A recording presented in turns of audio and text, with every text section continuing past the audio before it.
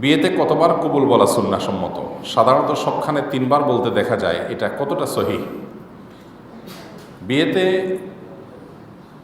প্রস্তাব দেওয়ার পর মেয়ের পক্ষ থেকে পাত্র যদি একবার কবুল বলে তাতে বিয়ে হয়ে যাবে। তো কোনো ছেলে যদি সন্দেহে থাকে যে কবুল সবাই শুনলো কি শুনলো না, বিয়েটা একবারই জীবনে হয়, হইলো কি হইলো না, এই জন্য সে 2বার 3বার 4বার জিকির যদি করতে চায় করতে পারে, এটা তার ব্যাপার। বুঝতে পেরেছেন? কিন্তু শরীয়তের পক্ষ থেকে কবুল 3বার বলতে হবে এরকম কোনো বাধ্যবাধকতা নাই। সে একবার যদি বলে আমি কবুল করলাম, আসলে শুধু কবুল বলবে না, বলবে কি কবুল করলাম কাবিল তু বা এরকম কিছু। তো যাই হোক, শুধু কবুল বললেও বোঝা যায় যে সে কি বলছে, কবুল করলাম এটাই বুঝাইছে, এতে বিয়ে হয়ে যাবে ইনশাআল্লাহ।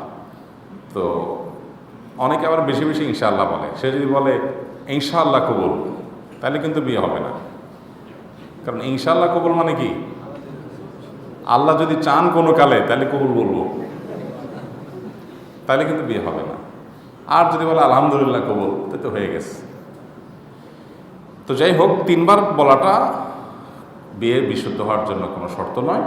একবার বললেই বিয়ে বিশুদ্ধ হয়ে যাবে। তবে সাক্ষী যে দুজন তারা শুনতে হবে। অনেক সময় হয় কি, জামাই বাবুজি সারা জীবন সব জায়গায় চিৎকার চেঁচামাচি করলেও, মাস্তানি গুন্ডামি করলেও, জোরে জোরে কথা বলার অভ্যাস থাকলেও বিয়ের মজলিসে এসে একেবারে ইনোসেন্ট ভদ্র সেজে আস্তে করে বলে কবুল।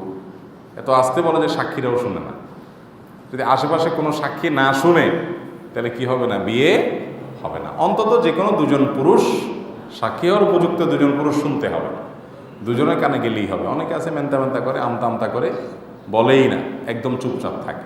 যাই হোক, একটু আওয়াজ দিয়ে যাতে আশেপাশের লোকজন শুনে, একবার বললে বিয়ে হয়ে যাবে।